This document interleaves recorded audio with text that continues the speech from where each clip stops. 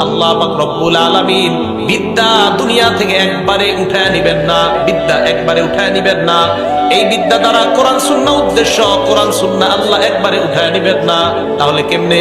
ওয়ালাকিন ইয়াকবিজুল ইলমা বিকবজিল উলামা, আলেমদেরকে উঠায় নেওয়ার মাধ্যমে বিদ্যা আল্লাহ উঠায় নিবে। বলেন নাউজুবিল্লাহ। আমাদের দেশে উলামায়ে কেরাম ভালো ভালো যারা, মরার সংখ্যা কমতেছে না বাড়তেছে? এই দেখেন গত 2 বছরে আমাদের দেশে কত বড় বড় উলামায়ে কেরাম মারা গেছে। আল্লামা আহমদ শফী রহমতুল্লাহ আলাইহি, আল্লামা জুনায়েদ বাবুনগরী রহমতুল্লাহ আলাইহি, আল্লামা নূর হুসাইন কাসিমি রহমতুল্লাহ আলাইহি, আল্লামা মুফতি ওয়াক্কাস রহমতুল্লাহ আলাইহি। দেখেন ওনারা সবাই আমাদের মাথার ছায়া ছিল, যাদের কাছে আমরা ছায়া গ্রহণ মনে করতাম আছে কেউ। এখন মনে হচ্ছে আমরা সবাই বড় হয়ে যাইতেছি, ব্যবসা বেমন আমাদের। দেখেন মনে হচ্ছে কেউ নাই পিছনে, ধরার মতো কেউ নাই, এমন একটা অবস্থা হয়ে গেছে আমাদের দেশে। ভাই এখনো সময় আছে। আপনাদের দেশের মুরব্বী ওলামায়ে কেরাম যারা আছে, এই যে আপনাদের আশেপাশে যে মাদ্রাসাগুলা, মুরব্বী ওলামায়ে কেরামের কাছে খুব বেশি যান।